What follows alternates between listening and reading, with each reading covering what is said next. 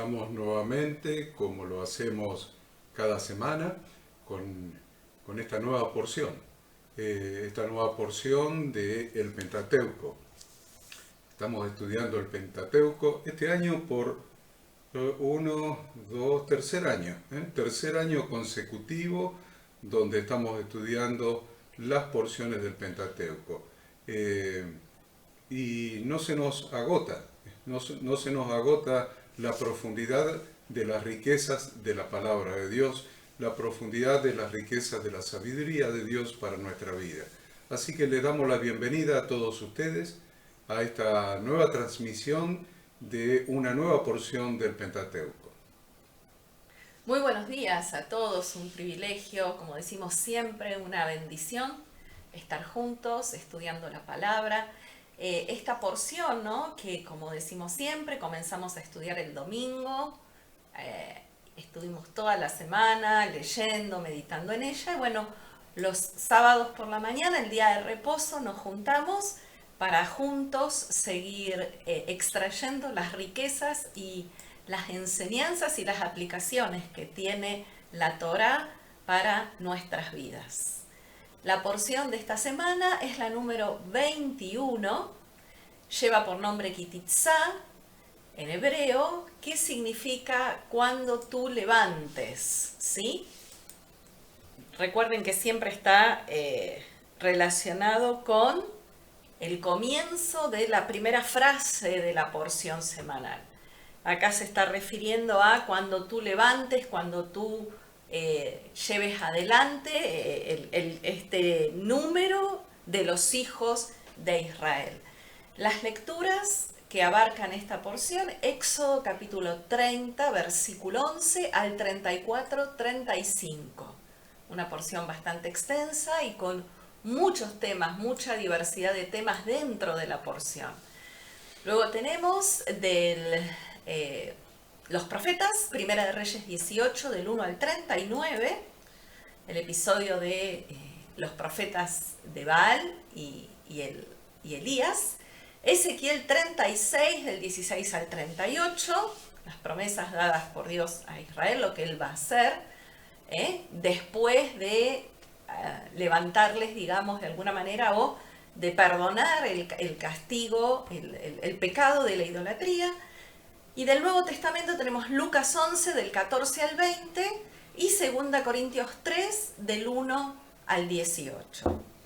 Los temas que abarca la porción es el dinero del rescate, está relacionado con este conteo del pueblo de Israel que Dios le ordena a Moisés.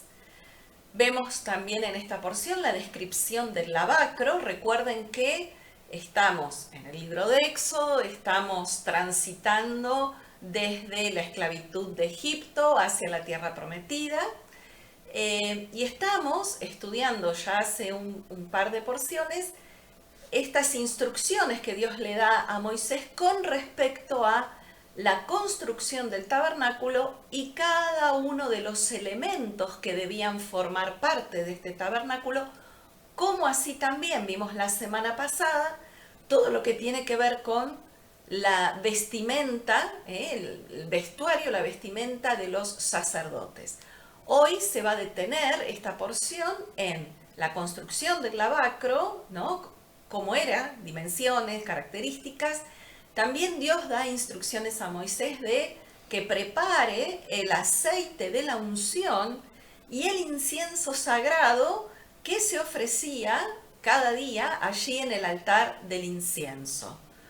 Vemos también el llamamiento de Bezaleel y Aholiab, dos personas, una de la tribu de Judá, otra de la tribu de Dan, a los que Dios dice que capacita a través del Espíritu Santo para que ellos puedan llevar adelante la construcción de los elementos del tabernáculo. Tenemos también nuevamente especial mención de la celebración del Shabbat, el episodio del pecado del pueblo de Israel con la construcción del becerro de oro.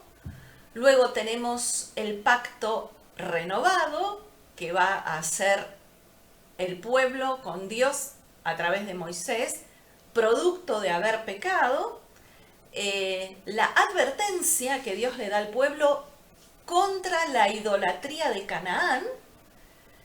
Tenemos una parte que habla sobre las fiestas anuales, lo que nosotros llamamos las fiestas de Dios, que más adelante en Levítico 23 van a estar más detalladas.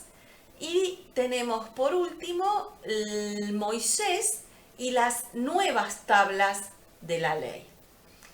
La experiencia del Sinaí, habíamos visto, ¿no?, ese encuentro de Dios con su pueblo para dar la Torá, había sido realmente muy intensa en relación con lo que el pueblo estaba dispuesto a aceptar. Dios, dijimos, no solamente le da a Moisés las tablas de la ley o los 10 mandamientos, sino que Dios tenía muchas más instrucciones para darles, para decirles.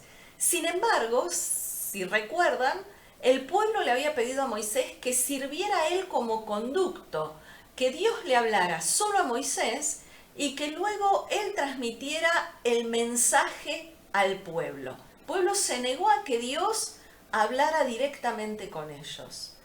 Moisés, Dios le dice nuevamente que suba a la montaña porque tenía más leyes, más instrucciones que transmitirle. Sin embargo, durante esos 40 días que Moisés estuvo lejos, el pueblo se asustó. Empezaron a preguntarle, ¿por qué se tarda tanto Moisés en bajar? ¿Por qué Moisés no regresó? Y la verdad que ellos pensaron que Moisés se había muerto y por lo tanto ellos se habían quedado sin un líder que completara la misión de entrar con ellos a la tierra prometida. Entonces, ¿qué hizo el pueblo? El pueblo le exigió a Aarón algo más firme, algo más permanente, algo que fuera visible. Y entonces se construyen este becerro de oro y declararon que ese becerro los había sacado de Egipto. Entonces vemos en esta porción que también se relata que Moisés baja del monte, regresa, y trágicamente, en vez de que el pueblo lo recibiera con cánticos de alabanza y alegría, en lugar de estar honrando las tablas del testimonio que Moisés traía directamente de parte de Dios, ellos le cantaban y celebraban a un becerro como figura de rebeldía e idolatría. Habían sido infieles, obviamente, sabemos que el pecado de idolatría es un pecado de infidelidad hacia Dios, y entonces, obviamente, fueron sometidos a un proceso similar al que se le impone a una mujer acusada de infidelidad. Por eso, cuando Moisés regresa del monte, él derrite ese becerro de oro, lo molió hasta convertirlo en polvo fino, mezcló ese polvo con agua, hizo que bebieran esta porción hecha con ese becerro de oro. ¿Qué hizo entonces Moisés? Moisés convocó a aquellos que eran fieles a Dios, a aquellos que eran devotos de Dios, y los que respondieron al llamado de Moisés fueron aquellos en los que estaba el celo de Dios. Ellos debieron levantar las armas y purgar a la comunidad de los pecadores. Este fue el paso final. La santidad que habían alcanzado en el Sinaí, en ese momento de la entrega del pacto de bodas, la entrega de la Torá, ese pacto había sido profanada, esa santidad había sido profanada. El pacto con Dios fue pisoteado, cambiaron a Dios por un ídolo. Y entonces la reacción de Dios fue inmediata. Es más, Dios le dice a Moisés, déjame y yo voy a destruir a este pueblo. Sin embargo, Moisés oró e intercedió a favor del pueblo y de esta manera evitó el castigo, el decreto, la sentencia de Dios que había dado con ese pueblo rebelde e idólatra. Bueno, luego de esta brevísima introducción, vamos a comenzar con el capítulo 30. Acuérdense que Habíamos estudiado hasta el versículo 10 la semana pasada. Hoy nos toca empezar por el versículo 11 del capítulo 30. Así que anótese, ahí márquese del 11 al 16 y comenzamos.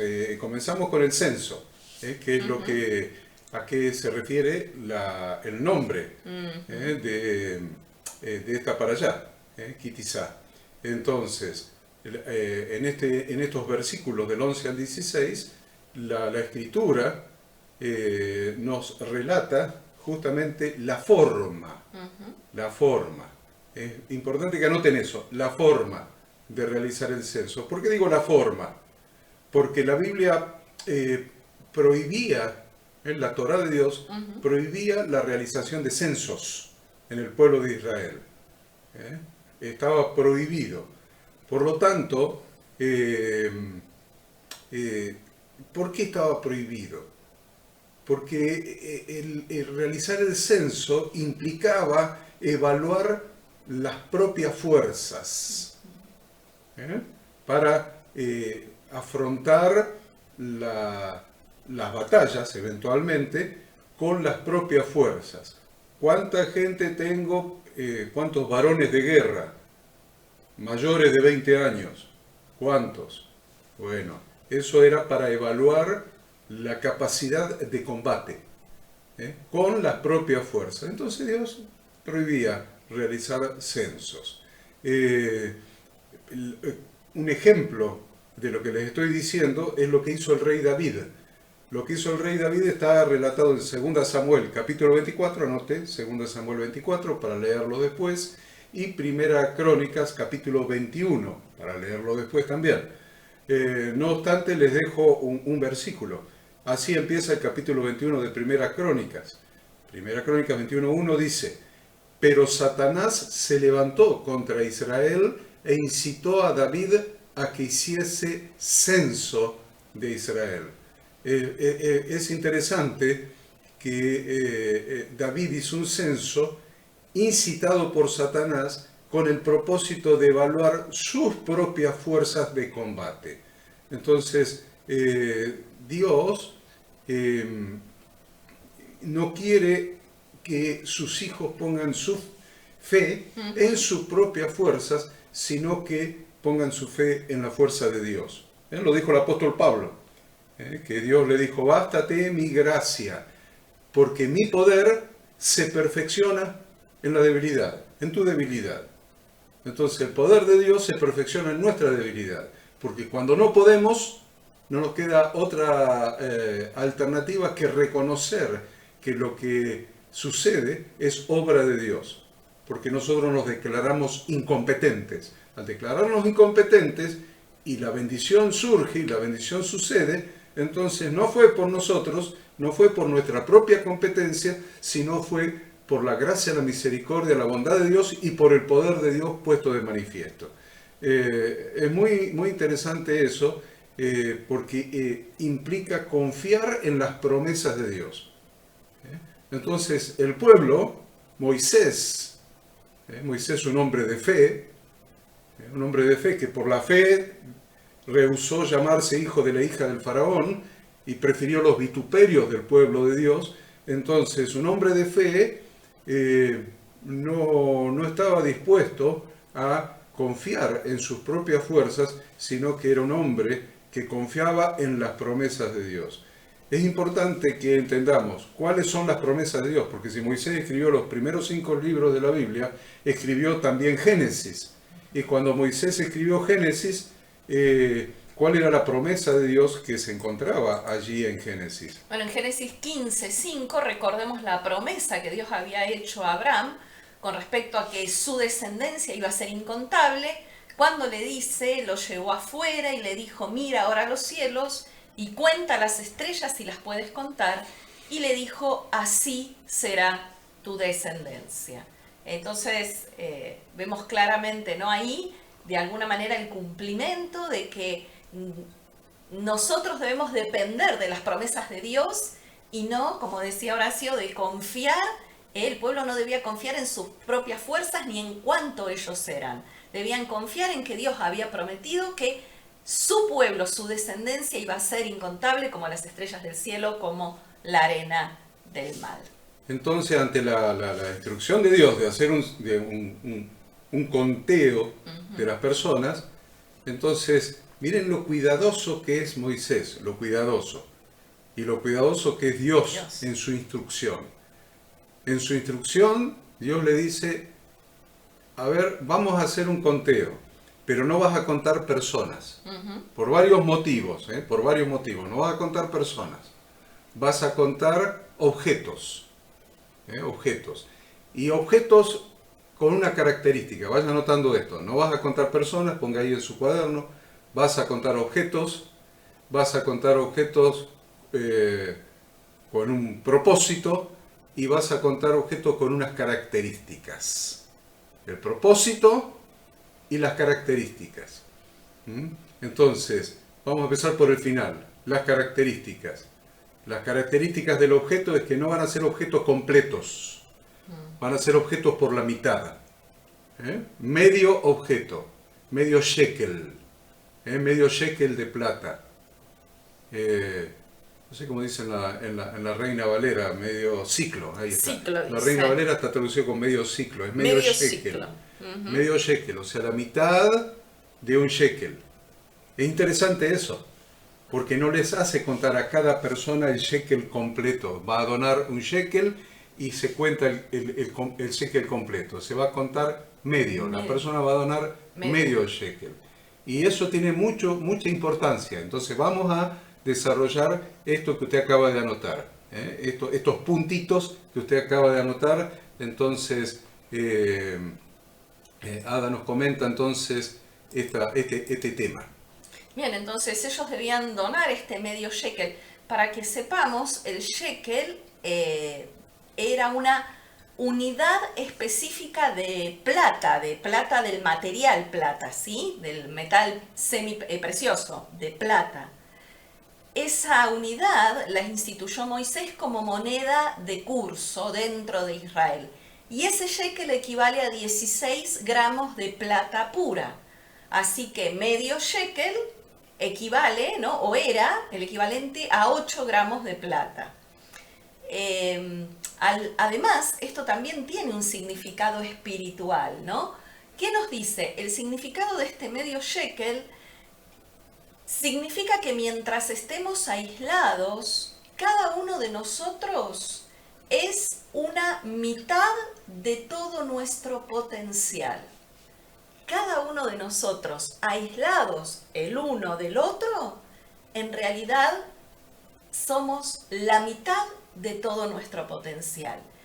Contribuir al censo con este medio shekel, en lugar de hacerlo con un shekel entero, nos enseña que solo somos mitades y que el pueblo de Dios, como nación, solo es fuerte cuando se unen esas partes de sus individuos. O sea, nuevamente Dios viendo al pueblo como una unidad formada por cada uno de sus hijos. Y ninguno de nosotros podemos de alguna manera desarrollar todo nuestro potencial y toda nuestra capacidad si no estamos en comunidad los unos con los otros. La participación de todo el pueblo por igual significa que todos los hijos de Israel deben participar en la realización de los objetivos nacionales, que todos debían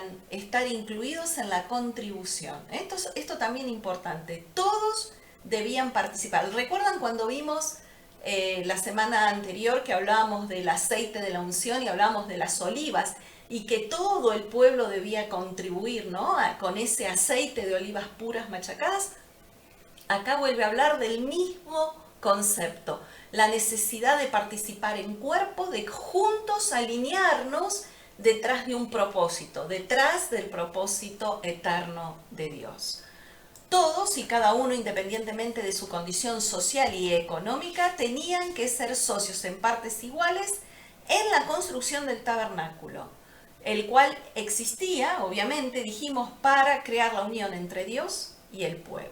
Muy interesante esto, porque No importa si había gente más rica, más pudiente o menos pudiente, que tenía más o tenía menos, tenía guardados más shekels o menos shekels. La realidad es que todo el mundo tenía que contribuir con medio shekel. Si tenía muchísimos shekels guardados, no importa, medio shekel. Tenía pocos, medio shekel. ¿Qué significa esto? Que todos, para la construcción del cuerpo de Cristo, del templo santo, porque eso después se usó para el tabernáculo. Claro. Entonces, para la construcción del templo santo, formado por piedras vivas, para morada de Dios, por el Espíritu, todos debemos contribuir, y lo que contribuimos para Dios tiene el mismo valor. Tiene el mismo valor aquel que se le dio 5 talentos, aquel que se le dio 2 talentos o aquel que se le dio 1 talento. Nadie tiene 0 talentos. Todos tienen un shekel como mínimo. Entonces, cada uno debe contribuir y es considerado para Dios como si fueran partes iguales. El que vino a trabajar a la viña a la mañana y el que vino a trabajar a la viña en la última hora, todos recibieron la misma paga, porque todos pusieron el corazón en el servicio a Dios.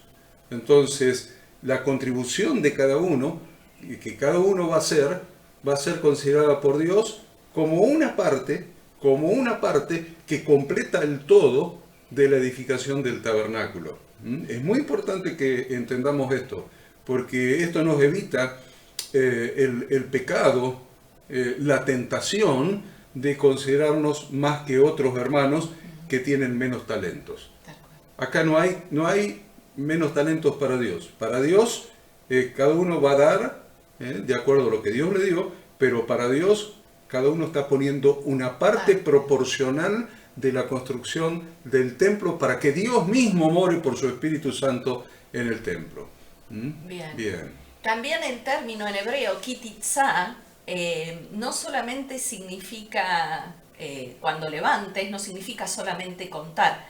Una traducción más exacta del término kitizá sería elevar la cabeza de la persona. ¿Qué significa esto? Esto nos enseña que cuando entendemos que contamos en el sentido de que se nos tiene en cuenta, Dios eleva nuestra cabeza cuando nos tiene en cuenta, cuando nos da dignidad, como decía Horacio, cuando podemos entender que todos somos importantes y necesarios en la construcción del templo de Dios, para morada de Dios por el Espíritu. Entonces, como para Dios somos importantes, entonces nuestras cabezas se elevan. Ya no estamos agachados en el anonimato, tratando de escondernos. Es Dios quien levanta nuestra cabeza, es Dios quien nos da dignidad y nos dice, vos sos importante. Tu medio shekel es necesario para toda la obra que tenemos que hacer. Entender que podemos tener un impacto en el destino de nuestra comunidad, que podemos tener un impacto en nuestra familia, en nuestro vecindario, que nuestras palabras y nuestras acciones tienen importancia. Si entendemos esto, entonces eso nos va a llenar de responsabilidad, nos permite crecer y sobre todo nos permite convertirnos en mejores personas. Así que fíjense, ¿no? Hasta qué detallista, qué minucioso y a la vez profundo es Dios con nosotros. El versículo 12 dice, kitizá. Kitizá el número de los hijos de Israel conforme a la cuenta de ellos. O sea, cuando tomes el número de los hijos de Israel conforme a la cuenta de ellos. Bien, es muy interesante esto del shekel, del medio shekel, porque Dios no los masifica. Los une, pero no los masifica. Claro. ¿Qué quiere decir masificar? Es una masa, sin forma. Claro, que no podés identificar las partes que le integran. Sin identificación de las partes que le integra, sin importancia de las partes que le integra. Como si fuera ganado, a ver, como ganado. Si hubiera que contar ganado, bueno, vamos a contar ganado, cabezas de ganado. Por eso Ada decía elevar la cabeza. No contamos a los hijos de Dios como cabezas de ganado, como a veces se nos hace pensar cuando alguno dice, tengo 100 miembros, tengo 500, tengo 10.000 miembros, no son cabezas de ganado, no son. Entonces, por eso habla de elevar la cabeza.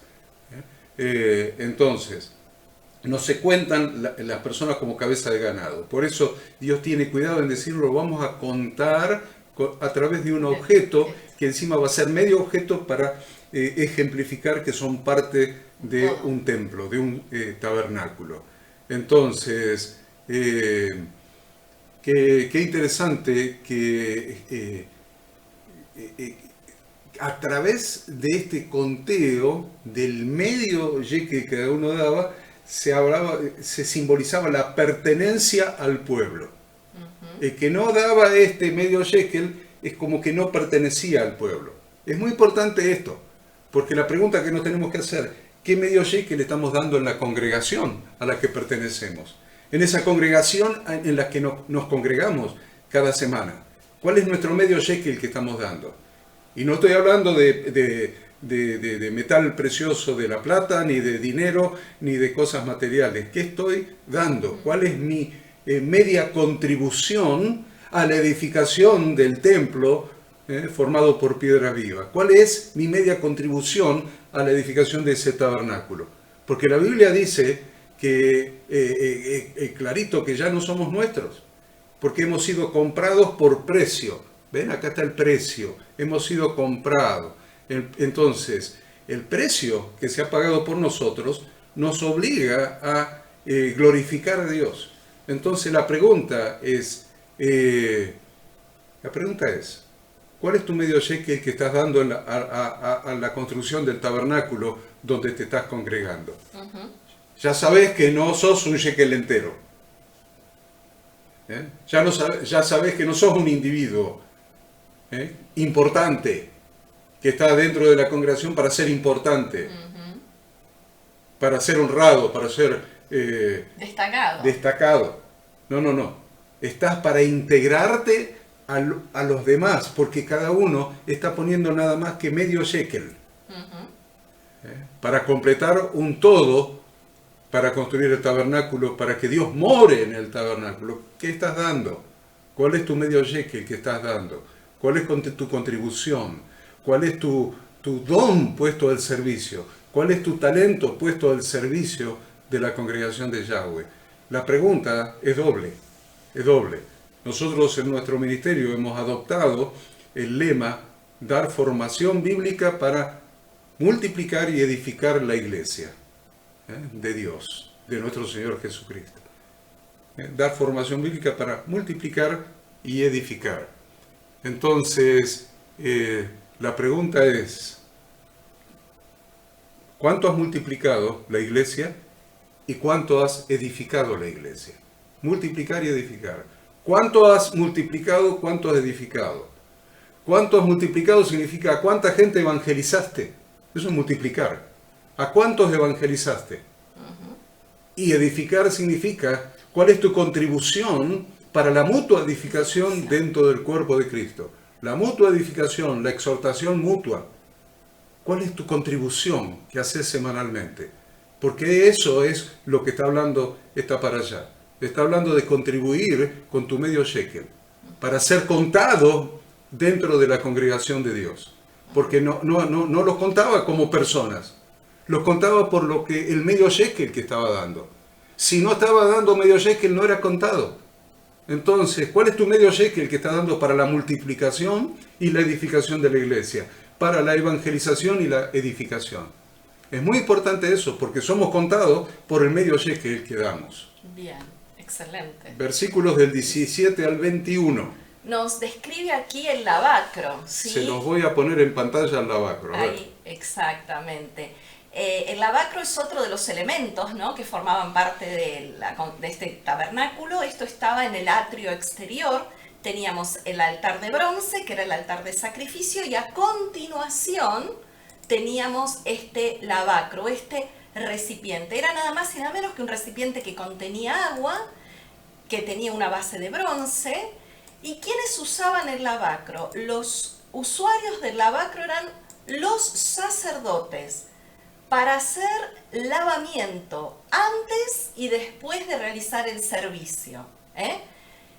Ellos no se lavaban introduciendo las manos y los pies en el tabernáculo, ¿no? Sino que en el lavacro, sino que tomaban un recipiente, sacaban agua del lavacro y con esa agua lavaban sus manos y sus pies.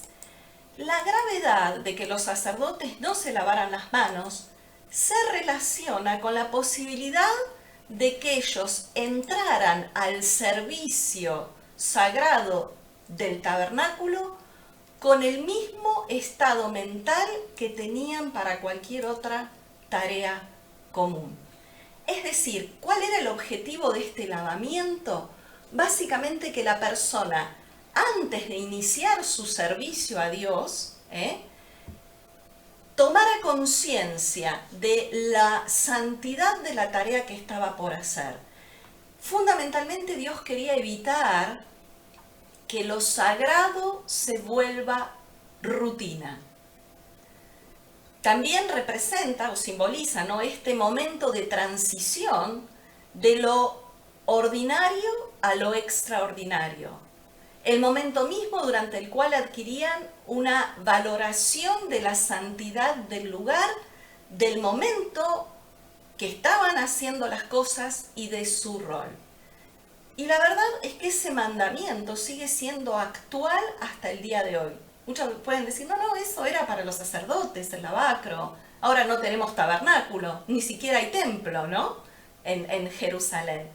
Pero la verdad es que el mandamiento para nosotros hoy es que debemos lavarnos cada día con la palabra de Dios y que nuestro comportamiento diario debe estar obviamente imbuido de santidad, lo mismo que el servicio del sacerdote en el tabernáculo, evitando caer en una rutina, para no caer en la complacencia.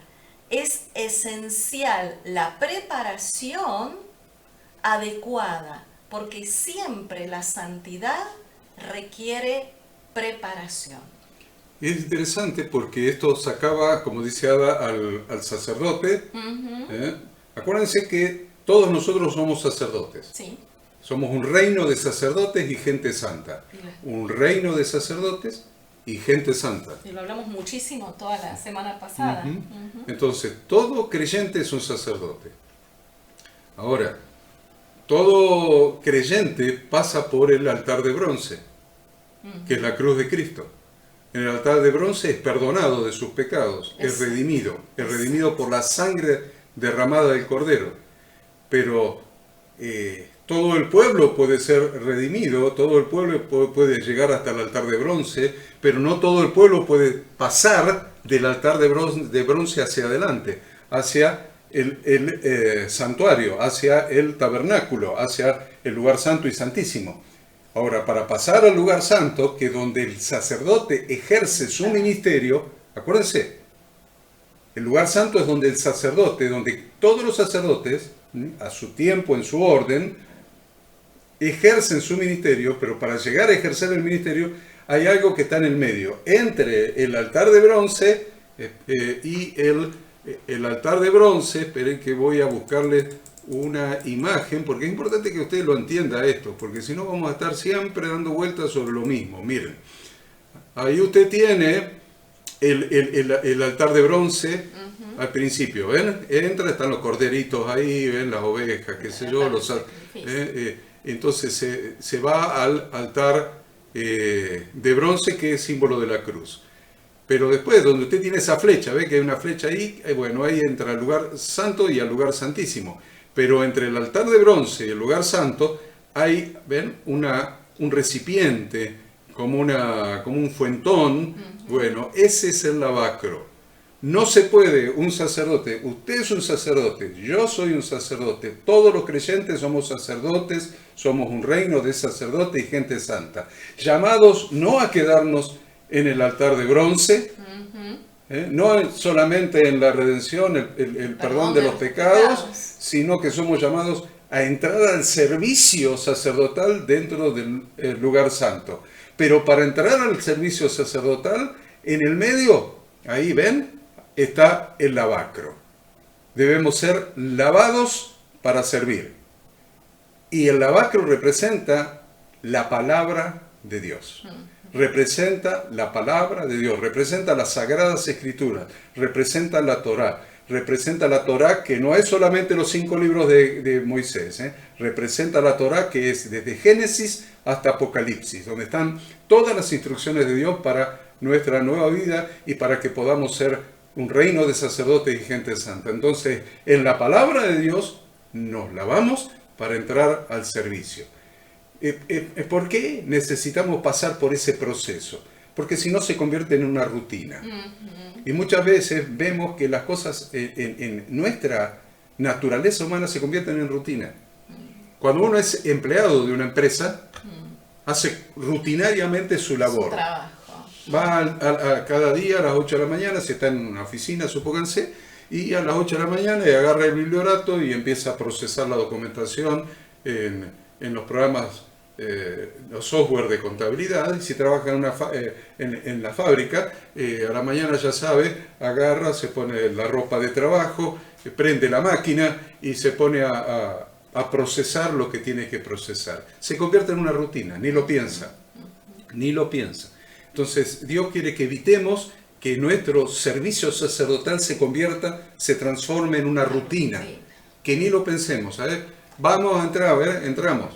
Funcionamos en piloto automático, como dicen, ¿no? Hacer las cosas porque sí, por hacerlas, por costumbre. Por costumbre, no por hacerlo, sino por costumbre. Por costumbre. Entonces, la idea no es que nuestro ministerio lo ejerzamos por costumbre.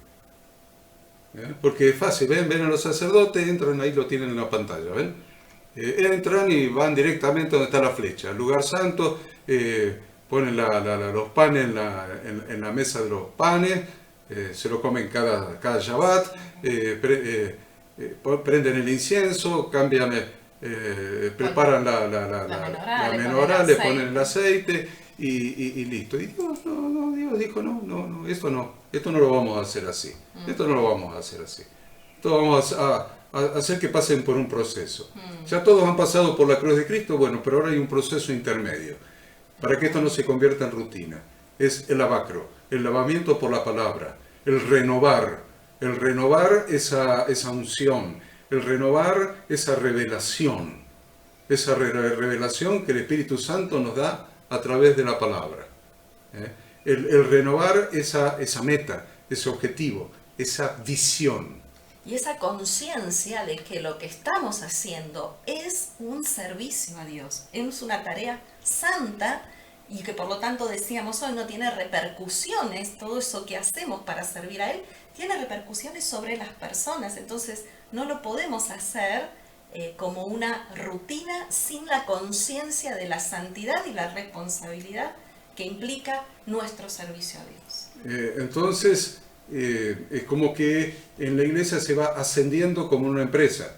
Yo cuando fui gerente de algunas empresas, por allá por Buenos Aires, llega un momento que la rutina es tan estandarizada, está tan estandarizada que uno hace la plancha. Sos el gerente y ya sabes todos los sectores que dependen de vos, todos los sectores de la empresa que dependen de vos, cómo funciona la producción, cómo funciona la finanza, cómo funciona la contabilidad, cómo funciona esto, lo demás allá. Entonces vos como gerente estás haciendo la plancha. Estás nada más que para ver que todo funcione bien.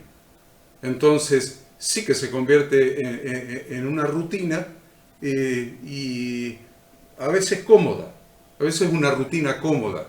Entonces cuando nosotros como siervos de Dios entramos en esa rutina cómoda de ser gerentes de la iglesia, entonces estamos haciendo algo muy peligroso para la gente, muy peligroso para las piedras vivas y muy peligroso para nosotros también.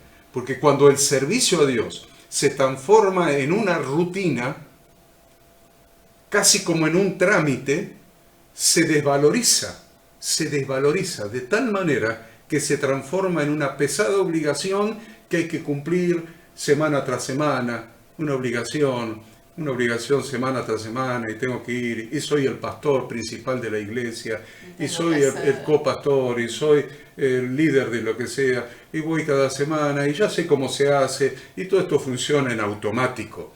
Entonces, si funciona en automático, empiezo a desvalorizar el ministerio y pierdo la visión. La visión, hemos enseñado en muchas materias en la facultad bíblica, la visión hay que fundarla en las Sagradas Escrituras, en la Biblia, pero tiene que ser alimentada por ese fuego del Espíritu Santo que me lleve hacia la visión, estableciendo los procedimientos, en qué acciones me voy a comprometer para llegar a cumplir la visión que he recibido por revelación de la palabra de Dios. Entonces, cuando se convierte en rutina y como pastor soy el gerente de la iglesia, que funciono en automático, estoy entrando en un proceso peligroso.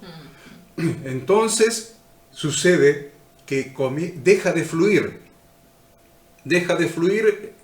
la vida de Jesucristo en el cuerpo, deja de fluir la vida de Cristo a través del Espíritu Santo, deja de fluir la vida de Cristo a través de la palabra y de la revelación de la palabra, y ya nos está mirando la visión, la meta, a dónde vamos, cuál es la gran comisión que estamos cumpliendo. Ahora se convirtió en una religión. Todo se transforma en simple ritualismo sin vida. Este es el peligro que Dios quiere evitar con el lavacro.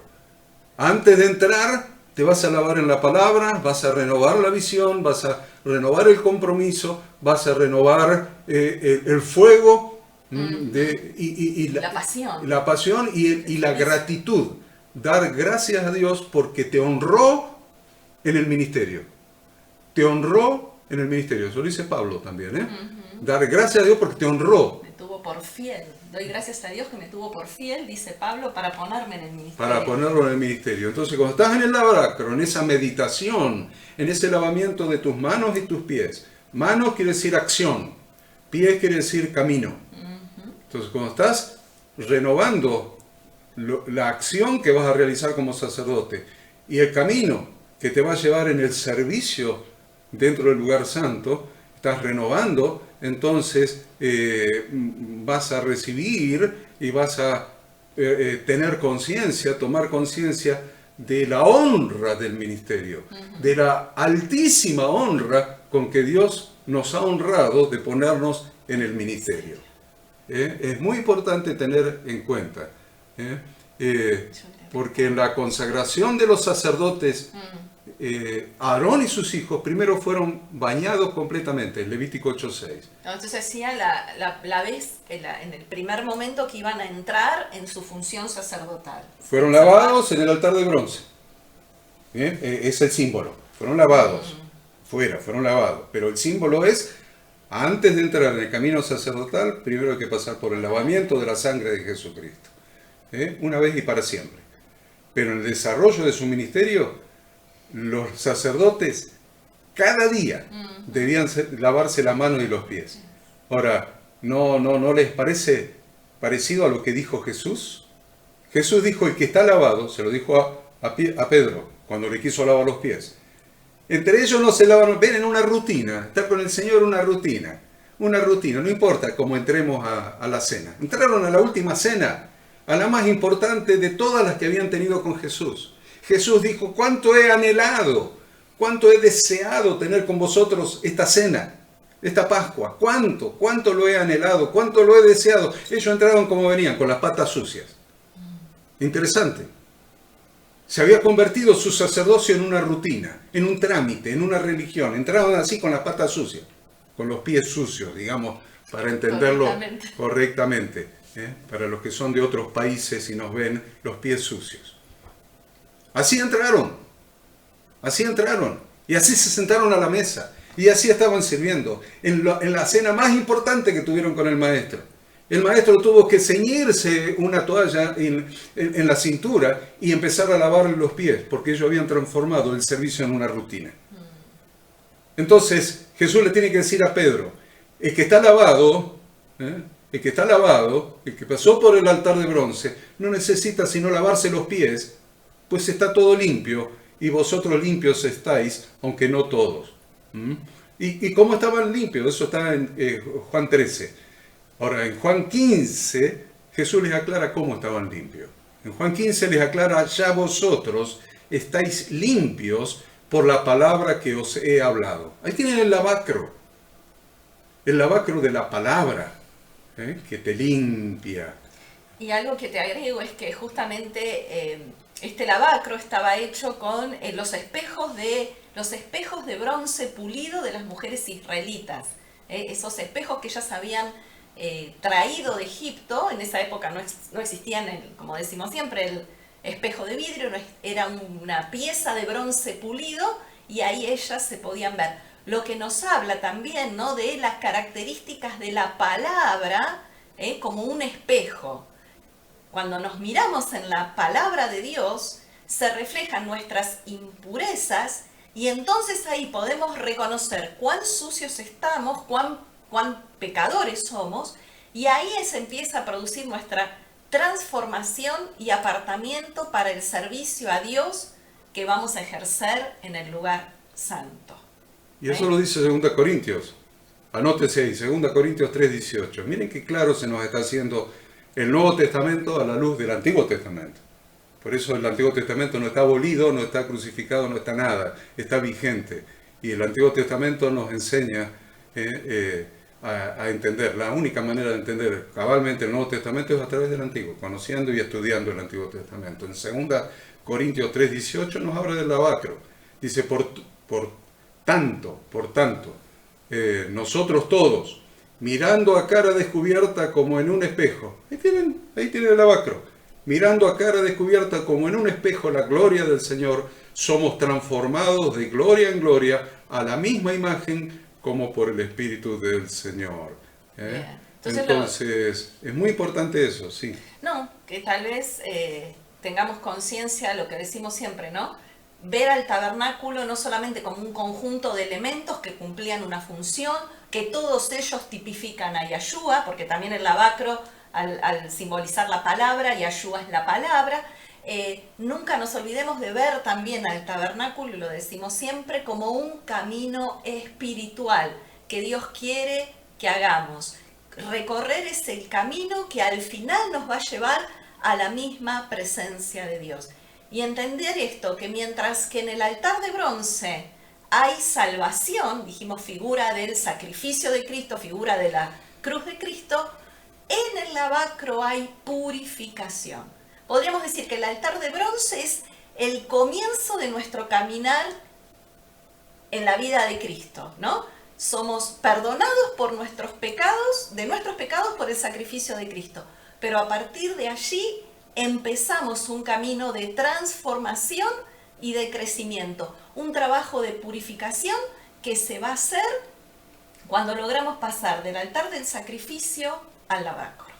Es muy interesante esto que dice Ada, porque miren, la falta de reverencia a veces se manifiesta en que van las personas a la congregación y levantan las manos y dicen, entramos en el lugar santísimo y adorar en el lugar santísimo. Miren, no se lavaron ni los pies para entrar al lugar santo, que van a entrar en el lugar santísimo. Y acordarnos, ¿no?, que si el sumo sacerdote entraba al lugar santísimo sin la preparación y el nivel de santidad que Dios requería, era fulminado. Entonces, es interesante porque el sumo sacerdote, si no entraba en santidad, era muerto. Era consumido, como fueron Nadab y Abiú, los dos hijos mayores de Aarón, que eran sacerdotes, fueron consumidos. Entonces nosotros no podemos tener esa falta de reverencia, esa falta de temor de Dios. Es más, no podemos entrar en el lugar santísimo sin Jesucristo. A ver, entonces vamos a ver. Por Cristo, en el altar de bronce, somos redimidos. En el lavacro somos purificados por la palabra. En el lugar santo servimos en nuestro servicio sacerdotal. Por entrar a la presencia de Dios tenemos que entrar metidos adentro de alguien. Metidos adentro de alguien. porque el único que puede entrar en el lugar santísimo es el sumo sacerdote. Por eso Jesucristo fue declarado sumo sacerdote según el orden no arónico, sino el de Melquisedec, rey de justicia, Melquisedec. Entonces, en él entramos a la adoración plena en el lugar santísimo delante de la presencia de Dios. Miren lo delicado que es el camino, el recorrido del tabernáculo. Entonces, para acercarnos a Dios debemos limpiar las manos, purificar el corazón. Lo encuentran en Santiago 4:8. ¿Qué dice Ada? Acercaos a Dios y Él se acercará a vosotros, pecadores, limpiad las manos, y vosotros los de doble ánimo, purificad vuestros corazones. Es interesante, ¿no? Para acercarse a Dios, limpiad las manos, purificar los corazones. Bueno, versículos 22 al 33 habla del aceite de la unción. Exacto. ¿Querés referir algo de eso, Ada?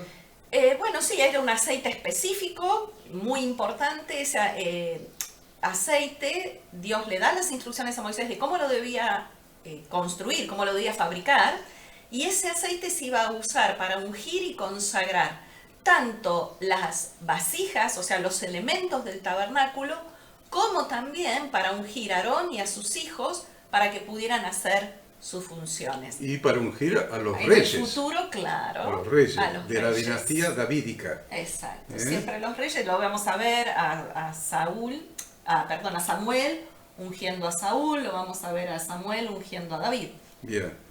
Entonces, lo importante que vamos a tomar de acá, como primer concepto para ahora reafirmarlo cuando Ada nos hable del incienso, estaba prohibido hacer una réplica exacta de este aceite de la unción. Estaba prohibido. Entonces, ¿por qué estaba prohibido hacer una réplica? Porque ahí está clarito cuando Dios dice en el versículo 31, este será mi aceite de la santa unción por vuestras generaciones. Este es un aceite de Dios. De Dios. Está prohibido replicarlo y andar haciendo aceites con esta fórmula.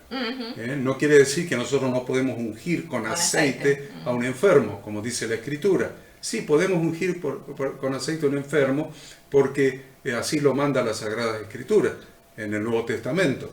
Pero no podemos hacer una réplica de la fórmula del aceite que es de Dios para ser usado en el propósito que Dios estableció aquí en la Torá. Entonces, del versículo 38 del 34 al 38 va a hablar del aceite del incienso, de la preparación del incienso. De cómo se iba a construir ese incienso. Se llama incienso, pero en realidad es un perfume aromático, claro, hecho con varias hierbas con perfume, o sea, varias hierbas que dan un grato olor. Grato. Entonces Dios les da la fórmula. La fórmula, exactamente. Y les dice que lo van a ofrecer. ¿Quién va a ofrecer el incienso? El sacerdote en el lugar santo, cumpliendo su ministerio sacerdotal 2 veces al día, a la mañana y a la tarde, sobre el altar del incienso que está pegado al velo que separa el lugar santo del Altísimo, del Santísimo. Entonces... Y acá dice, era un polvo, el 36 dice, molerás parte de él en polvo fino, y lo pondrás delante del testimonio en el tabernáculo de reunión, donde yo me mostraré a ti. Os será cosa santísima. Bien. Y vuelve a decir que no se podía hacer otro incienso copiando esta fórmula. El versículo 38, léalo el 38, ahí en su Biblia. Cualquiera quisiere, ¿cómo es eso, el 38? Cualquiera quisiere otro como este para olerlo, será cortado de entre el pueblo. Queda claro entonces la prohibición, ¿no? La prohibición de encender ¿qué? De encender sahumerios. Vieron que hoy en día mucha gente tiene la costumbre de usar sahumerios y poner sahumerios en el hogar. Algunos dicen para echar las malas ondas, otros dicen para purificar. No, porque en definitiva esos sahumerios están construidos para otras deidades que no sean nuestro Dios, a quien nosotros servimos. Bien. Por eso muchas veces hemos recibido esta pregunta. ¿Puedo poner saumerios en mi casa? ¿Puedo poner saumerios? Sí, ¿hechos por quién y para qué? Exacto. Porque Sí. Cualquiera que hiciere otro como este para olerlo será cortado de entre su pueblo. Así que tengamos temor de Dios. La Torá nos lleva al temor de Dios. Hacemos cada tontería porque decimos que ahora la gracia, le echamos la culpa a la gracia, pero la Biblia habla del Espíritu de gracia. Y el Espíritu de gracia en el Nuevo Testamento es el Espíritu Santo. Así que no le andemos echando tanta culpa a la gracia porque tal vez estemos blasfemando contra el Espíritu Santo. Tome nota de eso, por favor. Capítulo 31, versículos 1 al 11, se va a designar no solamente a Bezaleel y a Oholiab, Bezaleel y a Oholiab, no solamente ellos, a Bezaleel como jefe, a Oholiab como su jefe, sino un montón de gente. Ahora, a usted le llama la atención que los habla para que trabajen el oro, la plata, metales preciosos para hacer el efod. ¿Y de dónde sacaron este conocimiento estos tipos que eran esclavos que lo único que sabían era a pisar y hacer ladrillo con barro y paja? Acuérdense que cuando el faraón le dijo, van a hacer la misma producción y no le vamos a dar más paja, la van a buscar ustedes. Es lo único que sabían hacer. Y ahora son artífices, artesanos. Sí, son artífices, son creadores de joyas preciosas. Entonces, ¿de dónde salió eso? Bueno, Ada nos dice, porque el versículo 6 nos dice que Dios los manda a hacer todo lo que Él ha mandado en el 6. Sí, pero el 3 dice, lo he llenado del Espíritu de Dios en sabiduría y en inteligencia, en ciencia y en todo arte, ¿no? Entonces nos habla de que la clave para poder hacer la obra del Señor es ser lleno del Espíritu de Dios. Aunque esa obra sea la más difícil de hacer hablando humanamente, es Yahweh Dios a través de su Espíritu el que capacita para hacer la obra. Entonces la llenura del Espíritu Santo, ¿cuál es? Porque el versículo 6 yo les decía, dice, para que hagan todo lo que he mandado. Lo que te he mandado. Y el 11 lo repite. Harán conforme a todo lo que te he mandado. Entonces, ¿para qué fueron llenos del Espíritu Santo?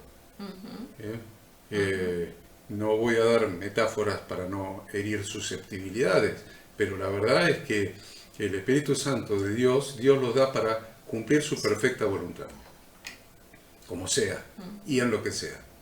El Espíritu Santo de Dios tiene un solo propósito, y para eso es derramado en sus hijos, para cumplir para hacer la perfecta voluntad de Dios, la perfecta voluntad de Dios. Exacto. Que es, dice Romanos, agradable y perfecta. La perfecta voluntad de Dios. Y usted dice, no, pero esperen, a ver, si yo necesito ser lleno del Espíritu Santo para recibir los dones de 1 Corintios 12, no quiero, hermanos, que ignoréis acerca de los dones espirituales, los dones del Espíritu. Perfecto, ¿ven? Los dones están alineados conforme a la perfecta voluntad de Dios. Todos los dones del Espíritu. Entonces, el conocimiento de la palabra, pero claro, conocimiento de la palabra, daré mi ley en su mente y la escribiré en su corazón, para que sean mi pueblo. Daré mi ley, haré mi Torá en su mente y la escribiré en su corazón. Es la promesa del derramamiento del Espíritu Santo en el Antiguo Testamento. Entonces, ¿para qué más? Para predicar el Evangelio. Recibiréis poder cuando haya venido sobre vosotros el Espíritu Santo y me seréis testigos en Jerusalén, toda Judea, en Samaria y hasta lo último de la tierra. ¿Ven? Siempre Dios da el Espíritu Santo a sus hijos, a sus sacerdotes, para cumplir su perfecta voluntad. Lo que se salga de ahí es fantasía religiosa y peligrosa. Entonces, ahí habla de sabiduría, habla de 4 cosas. En el versículo...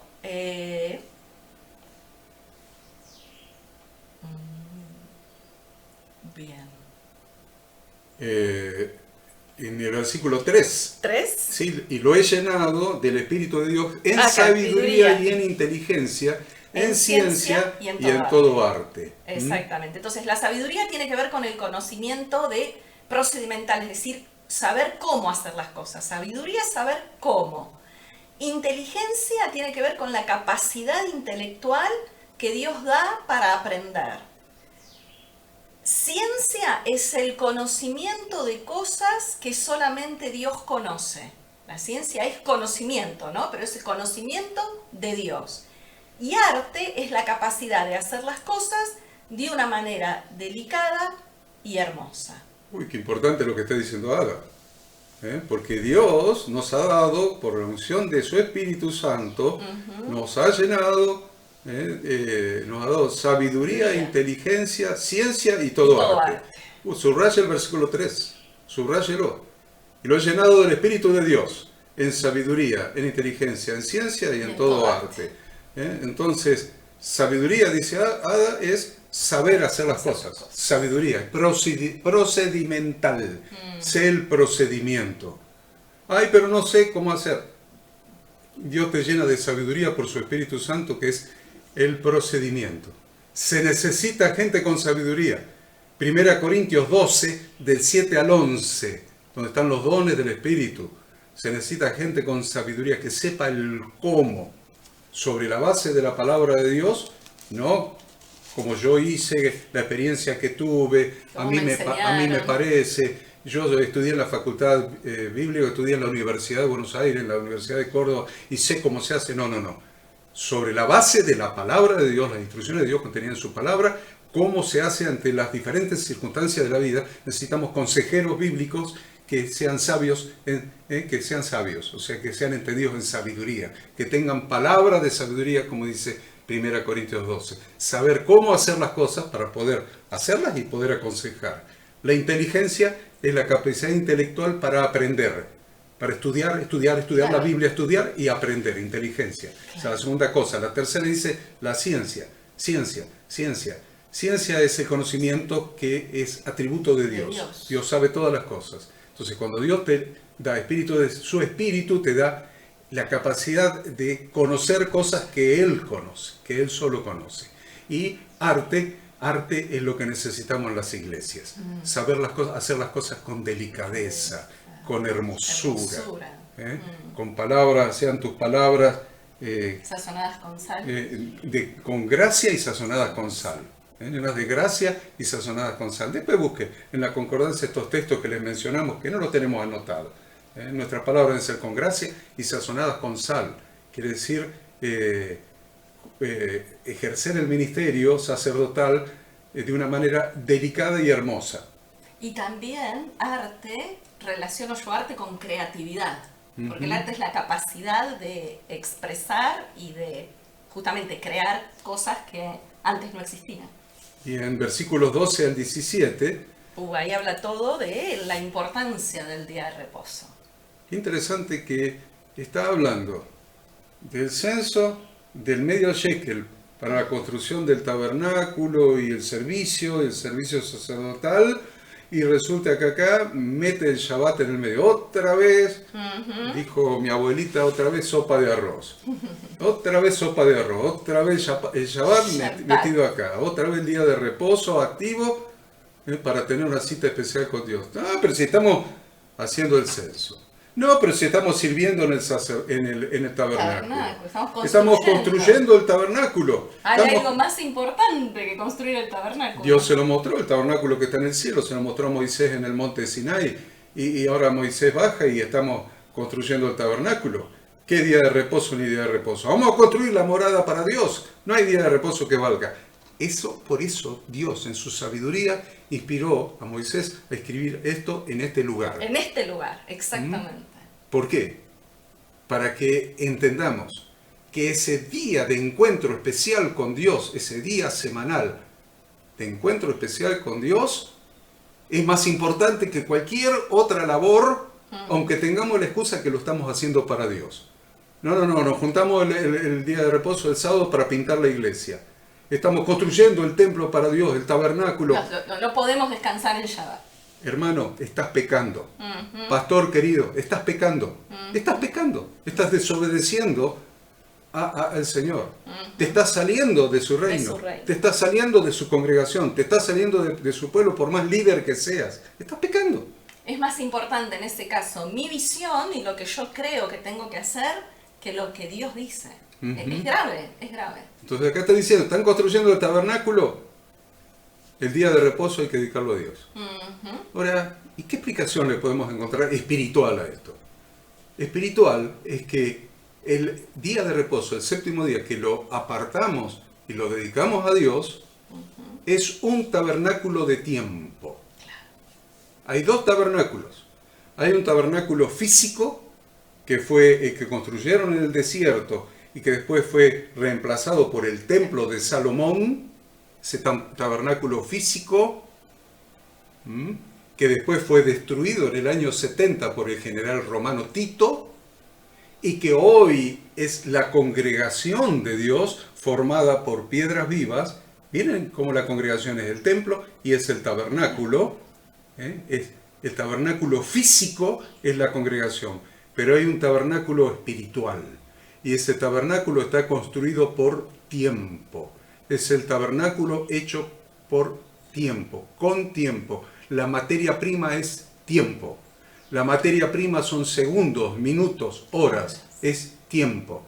Y ese tabernáculo hecho de tiempo, donde nos encontramos, donde recorremos el camino del tabernáculo, desde el altar de bronce, pasando por el lavacro, entrando al lugar santo y llegando en Jesús al lugar santísimo, es el Shabbat, es el séptimo día de la semana, es el tabernáculo construido con esta materia prima que solo Dios pudo haber construido, solo Dios pudo haber inventado, que se llama tiempo.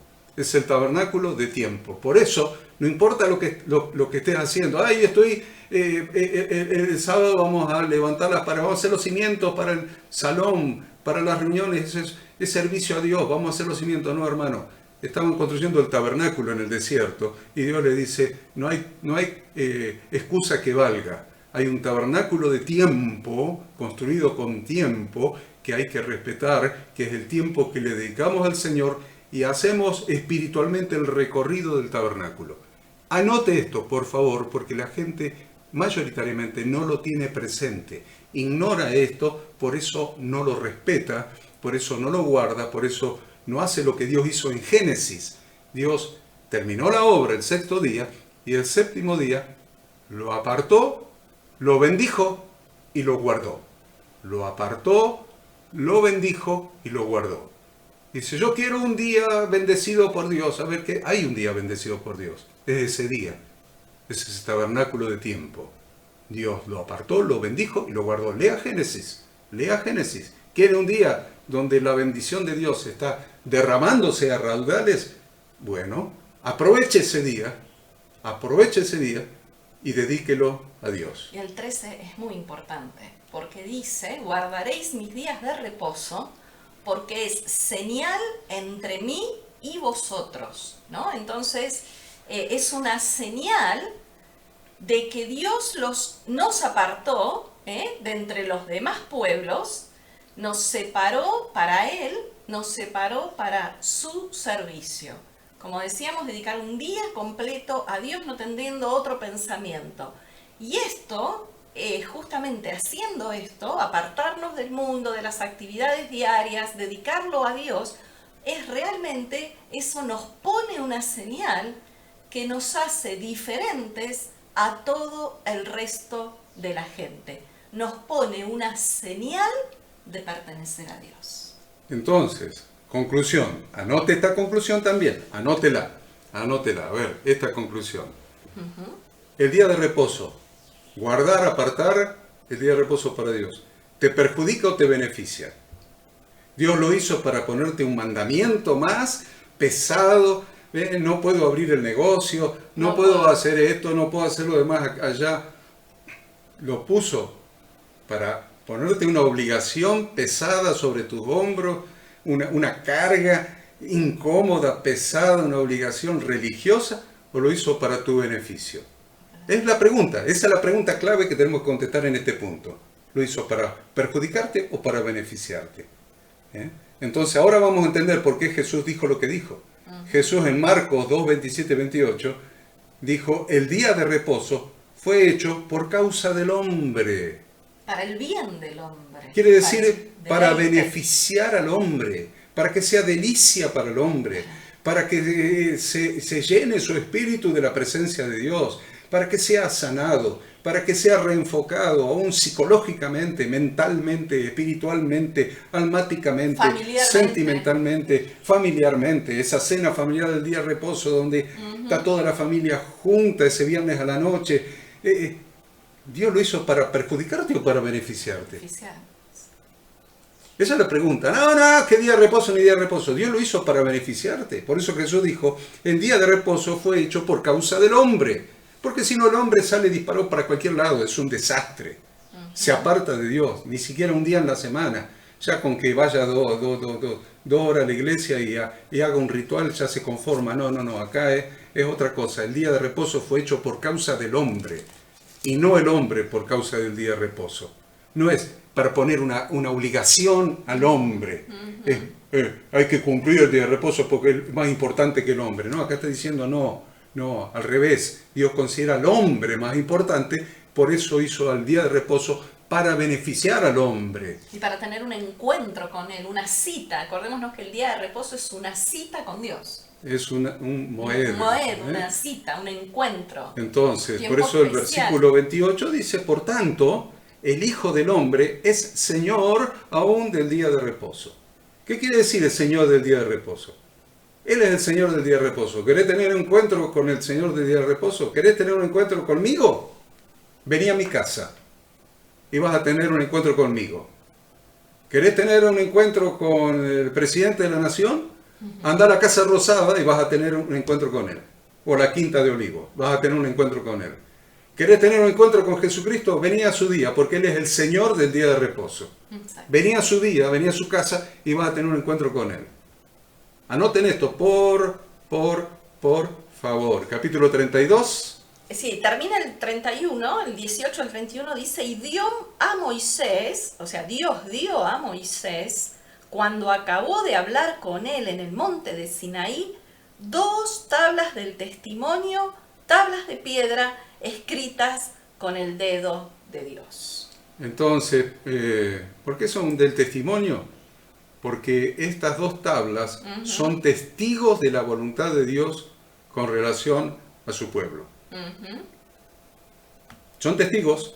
Y también, claro. Esa que tú vas, ese pacto de bodas, funciona como testigo. Testigo, ¿ves? Acá está. Este es el pacto que hicimos entre usted y yo. Acá está. Y estas tablas que están escritas son testigos. Es el contrato, ¿ves? El contrato de alquiler, ¿vieron? De locación. A ver, tenemos esta diferencia con el inquilino, o el locatario con el locador, qué sé yo. Bueno, acá tenemos el testimonio. ¿Cuál es el testimonio? El pacto firmado. El pacto firmado es el testimonio. A ver, acá vos estuviste de acuerdo con esto. Ahora, ¿qué te haces el que no sabés? Si vos estuviste de acuerdo y lo firmaste. Vos estuviste de acuerdo y lo firmaste. Eso hizo la congregación de Dios. Todo lo que Yahweh Dios ha dicho, eso haremos. Dio el consentimiento. La esposa dio el consentimiento al pacto de boda, lo firmó. Es lo que nosotros hicimos cuando se nos predicó el Evangelio y vinimos a Jesucristo. ¿Qué hicimos? Firmamos el pacto de bodas, lo firmamos. Y dijimos, Señor, me arrepiento de mis pecados. Creo en Jesucristo, creo en su redención. Perdona mis pecados, anota mi nombre en el libro de la vida. Señor, hago un pacto contigo, un pacto de obediencia. Un pacto de obediencia. Señor, enséñame a caminar porque hago un pacto de obediencia. Cada uno de nosotros, aunque no hayamos estado en el monte Sinaí, hicimos un pacto, firmamos una ketubá, un pacto de bodas con Jesucristo. Y ese pacto que firmamos ese día, con nuestra primera oración de fe, ese pacto que firmamos es las tablas del testimonio. Es el pacto del testimonio, lo que es testigo de nuestro compromiso de fidelidad al Señor, de fidelidad al esposo, cumpliendo su santa palabra. Y también son testigos esas instrucciones si somos desobedientes. Claro, justamente cuando violamos ese pacto de bodas, Dios dice, ve, vos firmaste acá. No lo cumplís. No, acá está escrito. Claro, acá está escrito, miren, acá está escrito. No cumplís lo que está acá. Vos lo firmaste ese día que recibiste a Cristo en tu corazón. Firmaste obedecer la palabra de Dios. Lo firmaste. ¿Cómo que esto está abolido? esto era para otra época, para otro pueblo, esto no corre más, y esto no me gusta, y yo no estoy de acuerdo, y qué sé yo. Pero vos lo firmaste, ahí tienen la tabla del testimonio. Acá están las tablas del testimonio, hermanos, acá están las tablas del testimonio, lo que hace de testigo. Este libro que va a ser abierto en el tribunal de Cristo, entre los otros libros que van a ser abiertos. 3 libros van a ser abiertos en el tribunal de Cristo. Van a ser abiertos el expediente mío, de mis obras, mi expediente judicial en el tribunal del juez, mi expediente, va a ser abierto el libro de la vida y va a ser abierto el libro de las instrucciones de Dios, la Torá. Y mis obras van a ser confrontadas con esto, con el libro del pacto de bodas. Es muy interesante que tengamos en cuenta eso. Capítulo 32, el becerro de oro. El becerro de oro. Tanto hemos hablado, ¿no? Sí. Del becerro de oro, que podríamos ir un poquito más rápido. Pero del 7 al 10 le ha llamado la atención a Ada. Entonces del 7 al 10 es cuando Dios le habla a Moisés. Le dice lo que estaba pasando abajo. Dios le dice: che, Moisés, vos estás acá conmigo. 40 días de ese encuentro maravilloso de Dios y Moisés, y Dios dando las instrucciones y enseñando y mostrando. Y ahí Jesús sacó la palabra que dice: no solo de pan vivirá el hombre, sino de toda palabra que sale de la boca de Dios. 40 días Moisés arriba sin comer pan ni tomar agua. ¿De qué vivía? ¿Por qué estaba tan íntegro, tan pleno? Porque no solo de pan vivirá el hombre, sino de toda palabra. Estaba comiendo espiritualmente de la palabra que salía de la boca de Dios ahí en el monte, y estaba haciendo, por la palabra de Dios que alimentaba su espíritu, estaba alimentando su alma y también su cuerpo. Todo. De la palabra de Dios. No solo de pan vivirá el hombre, dijo Jesús, sino de toda palabra que sale de la boca de Dios. Pero en el medio de esa delicia, de ese deleite de Moisés, Dios le dice: ahí abajo hay un drama. Ahí abajo hay un problema, Dios así le dice que baja. Lo que el pueblo había hecho, que se habían hecho un becerro de fundición, que lo adoraron, y la verdad que ese pecado cometido sabemos que fue gravísimo, ¿no? Dios envía a Moisés a que baje a toda prisa, le dice: anda, desciende. Y dice algo más Dios con respecto al pueblo. Dios le dice: pueblo duro de cerviz, lo que para nosotros es también sinónimo de cabeza dura. O también la expresión dura cerviz es una manera de describir que a las personas que dan vuelta la cabeza, dan la nuca a quienes los reprenden, negándose a ofrecer un oído receptivo. Este rasgo impide cualquier capacidad de admitir errores, de escuchar críticas o de arrepentirse. Eso es algo que a nosotros mismos muchas veces somos duros de servir, ¿no? A lo mejor tu pastor, tu padre espiritual, la persona que te está liderando, que te está conduciendo, que te está acompañando en tu caminar en la vida, trata de corregirte, trata de mostrar tus equivocaciones, tus falencias, tu errar al blanco, ¿no? ¿Y qué hacemos nosotros? Muchas veces, en vez de escuchar, en vez de prestar oído, de meditar en lo que se nos está diciendo, inclusive de arrepentirnos, ¿no? ¿Qué hacemos? Giramos la cabeza, es como que le damos la nuca, le damos la espalda, esa negación a escuchar. Y la verdad es que Dios puede perdonar cualquier pecado que hagamos, pero solamente después que lo reconozcamos, que lo confesemos, que realmente sintamos arrepentimiento. 2 cosas que en general no ocurre con las personas de dura cerviz. Los hijos de Israel estaban inmersos en una cultura de idolatría y no pudieron adaptarse a esta nueva manera de pensar y de existir. Ellos debían dejar la idolatría de Egipto y empezar a vivir una nueva realidad, no transformar su mente. Tener dura cerviz puede significar, como dijimos, estar cerrado a las críticas, estar estancado en un hábito y no querer cambiar, no prever la consecuencia de nuestros actos, y obviamente tener esta cualidad es negativo, es pernicioso para nuestro bienestar. Dios anhela que seamos flexibles, que nos podamos adaptar a los cambios para poder prosperar en todas las áreas de nuestra vida. Así que también tengamos cuidado de no ser como ese pueblo al que Dios llama pueblo de dura cerviz. Es muy interesante ver acá un modelo matrimonial, Un modelo matrimonial. Es anecdótico, pero es interesante ver el modelo matrimonial entre Dios y Moisés. Dios le dice, tu pueblo se ha corrompido. Y después Moisés, cuando ora, le dice, tu pueblo. Se estaban tirando el pueblo entre uno y otro. Es como el matrimonio. ¿Ves? Tu hijo. Es tu hijo. Se portó mal. Y dice, no, tu hijo se portó mal. No, tu hijo se portó mal. Se tiraban al pueblo como hijo. Acuérdense que el pueblo de Israel, cuando Dios manda a Moisés a hablar al faraón, dice, mi hijo, mi primogénito, ¿no? Mi hijo. Entonces, acá se están tirando el hijo el uno al otro. No más que anecdótico. Léanlo y búsquenlo, van a ver cuando dice, tu pueblo se corrompió. No, tu pueblo, no, tu pueblo. Es muy interesante. Ahí hay todo, del versículo 10 al 14 está la oración de intercesión que hace Moisés a favor del pueblo, porque Dios se enoja tanto, que le dice en el versículo 10, Dios le dice a Moisés, ahora pues déjame que se encienda mi ira con el pueblo y yo los consuma, y de ti, a partir de vos, yo haré una nación grande. Y entonces ahí vemos del 11 al 14 la oración de intercesión que hace Moisés a favor del pueblo. Y le vamos a mencionar el 14. A ver, el 14, porque es muy importante el 14 porque habla de un antropomorfismo. A ver, entonces dice, Yahweh se arrepintió. Se arrepintió.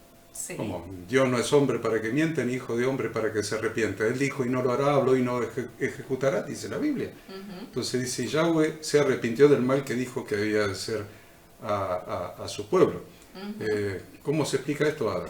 Bueno, es lo que vos decís, ese antropomorfismo quiere decir que es asignarle a Dios un sentimiento humano para que nosotros, los humanos, podamos entender qué es lo que está pasando con Dios, porque Dios no puede arrepentirse.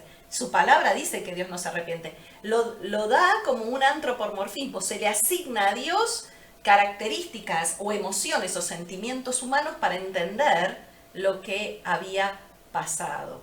En este caso, para que se entiendan la importancia que tienen ante Dios la oración de fe y la intercesión. Ahí podemos entender eso. Y algo similar podemos ver en el Nuevo Testamento, en las bodas de Caná de Galilea, cuando María le pide a Yahshua, a Jesús, que convierta, que haga el milagro con el vino, ¿no? La fe de María hizo que la hora del Hijo de Dios se haya transformado en la hora de su madre para comenzar a hacer milagros. No significa que él no sabía que eso iba a suceder, sino que es para que entendamos qué pasa en el corazón de Yahshua al ver la fe de los suyos. Moisés intercediendo a favor del pueblo. Lo importante que es para Dios nuestras oraciones de intercesión. Y de alguna manera es la figura que encontramos con el milagro de Yahshua en las bodas de Caná. Interesante, ¿no? Que hay una manera, una manera de hacer coincidir, esto es profundo, es para estudiarlo más, tomen nada más que esta puntita, de hacer coincidir el tiempo de Dios con nuestro tiempo. Dios quería destruir a toda la nación de Israel y en Moisés, a través de sus hijos, formar una nueva nación. Una nueva nación. Sin embargo, Moisés ora, se sale de su indignación por la cual rompió las tablas, rompió la ketubá, deja su indignación, ora y Dios escucha la oración de Moisés. La oración de Moisés es muy fuerte porque él dice, si vas a sacar a este pueblo, lo vas a borrar del libro de la vida, bórrame a mí del libro de la vida también. Es muy fuerte la intercesión, es muy fuerte el ministerio pastoral en el corazón de Moisés. El ministerio pastoral. No quiero perder a esta gente que tú me diste. Si tú, Señor, rechazas a esta gente, Señor, recházame a mí también, pues yo no quiero perder a esta gente. Es muy interesante como pastores que entendamos esto. Yo no quiero perder de lo que me diste, dice el Señor. No he perdido ni a uno. Ninguno he perdido, sino el hijo de perdición que se perdió solo. De los que me diste. Entonces, esto Jesús lo toma de Moisés. De los que me diste yo no los quiero perder. Y si tengo que perder a estos, borrame a mí también, porque no quiero perder a estos. Es muy interesante eso. Y también la defensa que él hace. Por eso, estudiar solamente la oración de Moisés nos puede, esta oración de intercesión como modelo y sacar la profundidad. Pero además también dice, ¿no?, que los demás no nieguen tu existencia. Si vos los eliminás, de alguna manera se va a comprometer la gloria y el honor de Dios. Así que también no solo defiende al pueblo, sino también se preocupa porque el nombre de Dios no sea avergonzado. ¿Cuántas veces por nuestras actitudes hacia el mundo ponemos en juego la honra de Dios, el nombre de Dios? No cuidamos el prestigio, el honor de Dios. Leamos esto y hablemoslo hoy en la reunión congregacional. Ahí la frase es el versículo 12. ¿Por qué han de hablar los egipcios diciendo, para mal los sacó, para matarlo en los montes y para raerlos de sobre la faz de la tierra? Se preocupaba porque el nombre de Dios no fuera avergonzado. Bien, analicen también hoy, bueno, quedan 4 minutos, analicen el versículo 20. Sí, es muy importante. El versículo 20 es muy importante, tiene que ver con las aguas amargas y tiene que ver con la cruz de Cristo. Porque ¿qué hace Moisés con el becerro de oro, con el adulterio? Siempre la idolatría es adulterio, es poner a alguien o algo en el lugar que solo a Dios le corresponde, con el que hemos hecho un pacto de bodas. Entonces, el pueblo puso a Baal, al becerro de oro, en lugar de Dios, entonces adulteró, cometió adulterio con Baal, por eso Moisés rompió la ketubá, el pacto de bodas, rompió las tablas. Entonces, ¿qué es lo que hace Moisés con el becerro? Lo muele, lo hace polvo, lo junta con agua y se los hace beber. Entonces, miren que establece la Torá en relación con la mujer sospechada de adulterio, cómo se toma el polvo del tabernáculo, se lo mezcla con agua y se le da a beber a la mujer sospechada de adulterio. Búsquelo, por favor, y léalo. ¿Eso dónde está? Números capítulo 5, del 16 al 22. Número 5, del 16 al 22. Pero también, vamos al Nuevo Testamento, y Jesús se hizo adúltero por nosotros. Tomó sobre sí mismo en la cruz del Calvario nuestro pecado de idolatría, nuestro pecado de adulterio contra Dios, y bebió las aguas amargas. Se le dio vinagre mezclado con vino. Una vez que lo hubo bebido, clamó a gran voz: Padre, en tu mano encomiendo mi espíritu, y expiró. Bebió por nosotros nuestro pecado de adulterio, de haber quebrado las tablas de la ketubá, del testimonio, el pacto de bodas. No podemos, si le costó ese precio a Jesús de que se hizo adúltero por nosotros decir que estas tablas de la ketubá, este pacto con Dios, la Biblia, sus instrucciones, están abolidas. No lo podemos hacer. No lo podemos hacer. Porque es lo que Jesús hizo en la cruz. Tomó ese desvío por nosotros. Se hizo adúltero por nosotros. Se hizo idólatra por nosotros. Tomamos nuestro pecado. Bueno, del 25 al 29 está relatado ahí la muerte de las personas, ¿no? Dios, Moisés le exige al pueblo y les dice, bueno, a ver quién está del lado de Dios, que venga conmigo. Y es allí que la tribu de Leví va a ser la tribu que se pone del lado de Dios, que no había adorado el becerro, y van a ser esta tribu de Leví los que van a ejecutar el juicio de Dios por ese pecado que habían cometido. Y el versículo 28 le dice que cayeron del pueblo en aquel día como 3.000 hombres. En ese versículo 28, como 3.000 hombres. Cuando se renueva, en la renovación del pacto, en la sangre de Jesús, y desciende el Espíritu Santo en Hechos 2, 41 y 42, Hechos 2, 41 y 42, dice, así que los que recibieron su palabra, fueron bautizados y se añadieron aquel día como 3.000 personas. Y perseveraban en la doctrina de los apóstoles, en la comunión los unos con los otros, en el partimiento del pan y en las oraciones. Entonces, es muy importante que entendamos esto.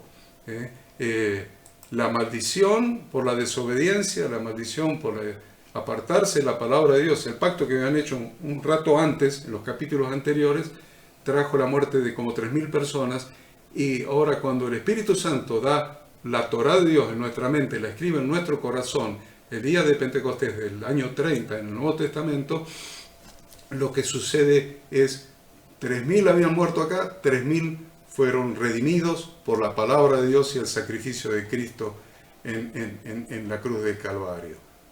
Nos queda entonces el capítulo 33 es interesante ver en el capítulo 33 el capítulo 7 que dice, Moisés tomó el tabernáculo, lo levantó lejos, fuera del campamento, y lo llamó tabernáculo de reunión.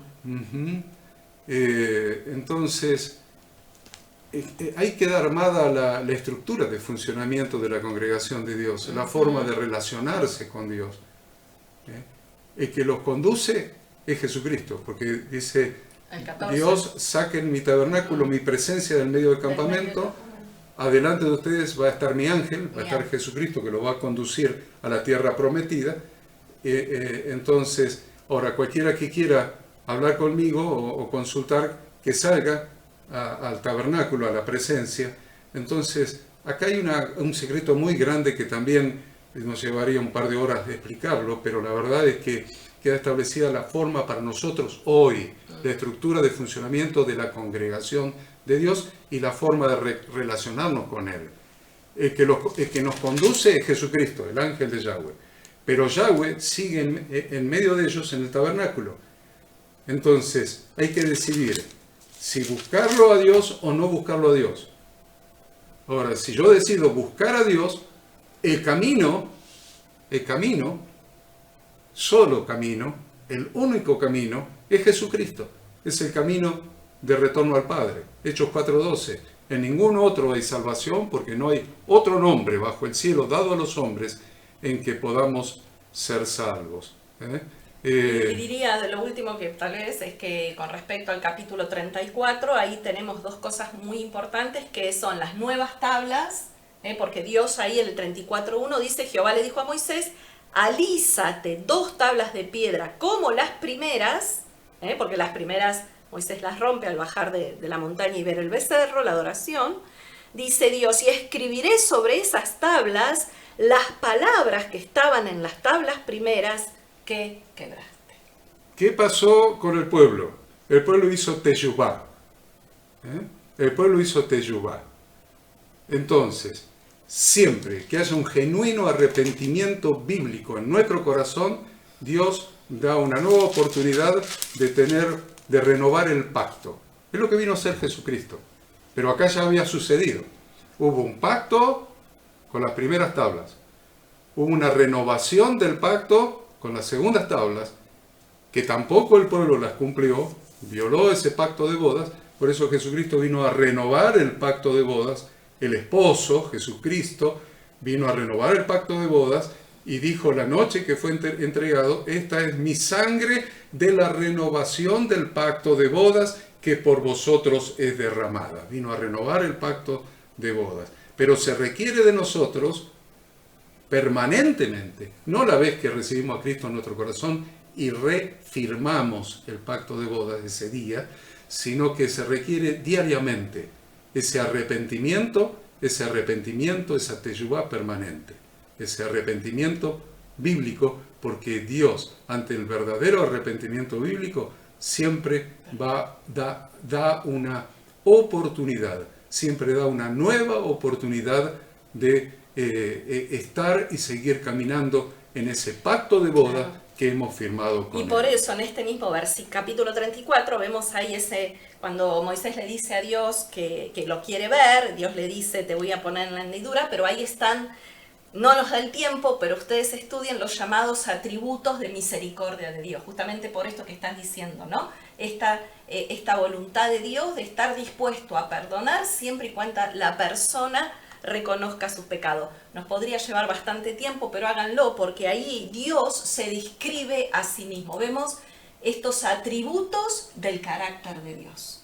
Estúdienlo, es muy interesante, está en el capítulo 34, del versículo 6 al 7.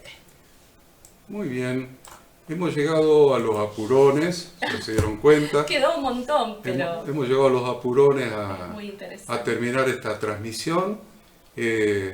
Por supuesto, ustedes lean.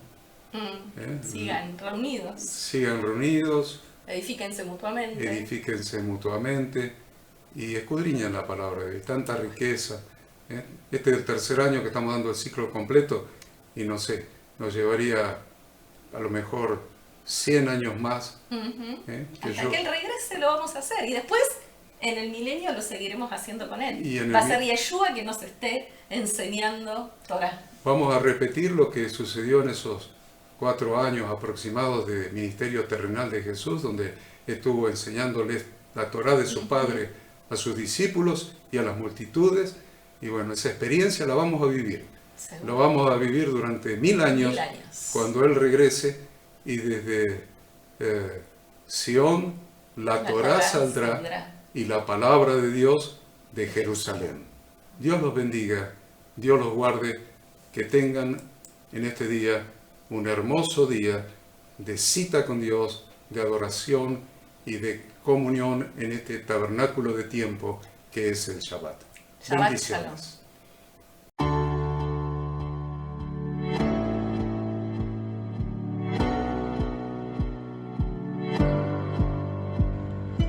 Queremos que tú también conozcas esta herramienta que durante los últimos 18 años ha sido útil para las iglesias de todo el mundo de habla hispana, capacitando cientos de siervos de Dios. Las formas de aprender están cambiando y Ministerio Bíblico Internacional, a través de su facultad bíblica, brinda programas de formación ministerial bíblica, teológica y práctica para la multiplicación y edificación de la iglesia 100% online. Respondiendo a las necesidades de hoy, para aquellos que no cuentan con la posibilidad de asistir a clases presenciales, donde quiera que estés, en todo lugar, recibirás el material de estudio y verás las clases en vivo y on demand, accediendo a través de tu celular, PC, tablet o Smart TV. Recibe tu capacitación en las siguientes carreras: diplomado en teología para maestros de grupos de evangelismo y discipulado, licenciatura en teología pastoral, diplomado en teología y práctica ministerial para pastores, líderes y servidores. Súmate a los pastores que han organizado un grupo de estudio tutorial a distancia en la congregación con estudiantes locales y de las otras iglesias de la zona. Esta es tu oportunidad como seguidor de Cristo para comenzar tus estudios y completar tus exámenes desde la comodidad de tu hogar y en los horarios que tengas disponibles. Súmate al liderazgo de este tiempo y adquiere las habilidades, herramientas y valores necesarios para impactar el mundo con la palabra de Dios y transformar la vida de aquellos que creen al Evangelio. Para más información, ingresá a facultadbiblica.com.